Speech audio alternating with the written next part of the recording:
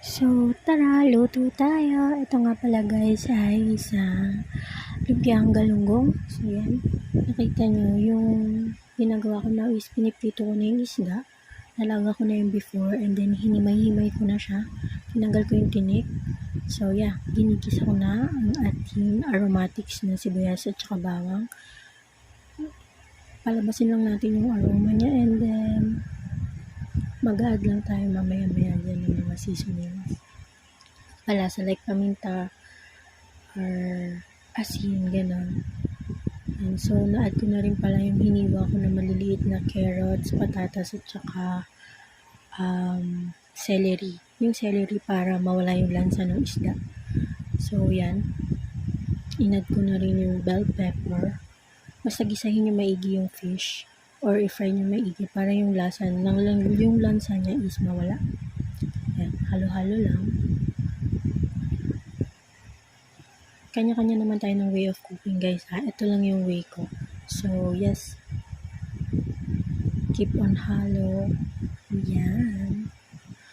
Tapos, yan siya. Sasalin na natin. I-strainer natin siya kasi guys, yung mantika niya para humiwalay doon sa ating pinrito at hindi masyado nakakaumay yung lumpia natin. Okay? And then, ayan na siya. After ko maprito, yan, magbabalot na ako mga guys. Lumpiang galunggong kayo dyan. Chart. So, yan.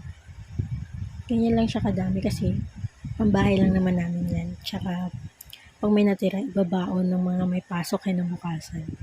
So, yes. Ganyan ako magbalot. Water lang pala yung gamit ko guys. Hindi na ako cornstarch or egg. Yung pambalot na ginamit ko sa palengke lang yan ha. Hindi yung sa supermarket. Yan. Diba? Easy lang. So, yes. Gagawa pa tayo ng more. Ganun lang ulit.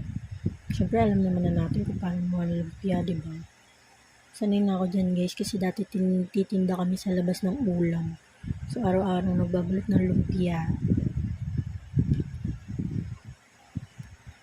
Easy peasy, char. Yan, sinasawsaw ko lang siya sa water. Tapos yan, ganyan. Nakadalawa na ako agad. Diba? Tapos ito na siya.